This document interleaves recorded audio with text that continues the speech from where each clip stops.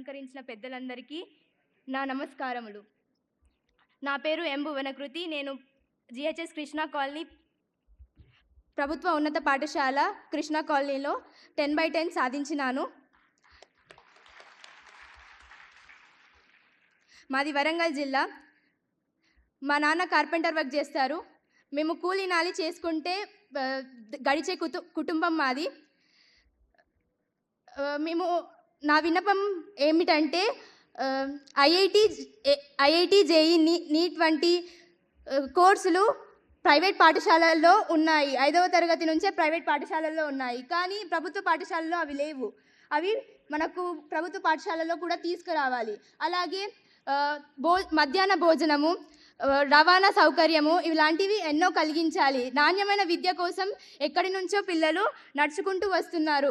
ఇవన్నిటిని మీరు దృష్టి చేసుకొని గమనించాలి. అలాగే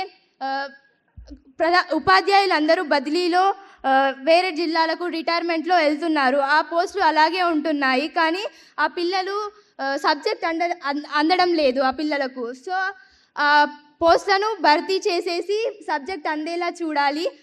అలాగే పిల్లలు బట్టిఫై మెథడ్ కంటే ప్రాక్టికల్గా చదువుకుంటే ఎంతో మంచిగా ఉంటుంది, ఎంతో అర్థమవుతుంది, లైఫ్ అప్లికబుల్గా ఉంటుంది.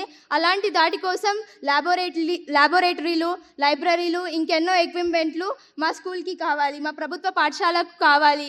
ఇవన్నీ చాలా అవసరం.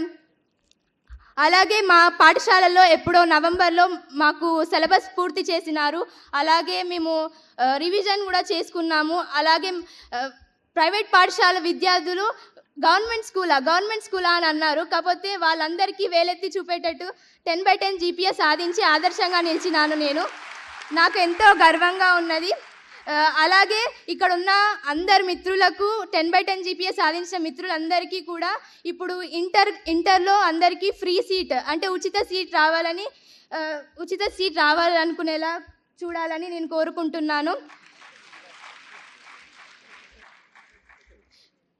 ఈ అవకాశం నాకు వందే మాతరం ఫౌండేషన్ ఇచ్చినందుకు నేను ఎంతో కృతజ్ఞతలు తెలుపుకుంటున్నాను. Thank you.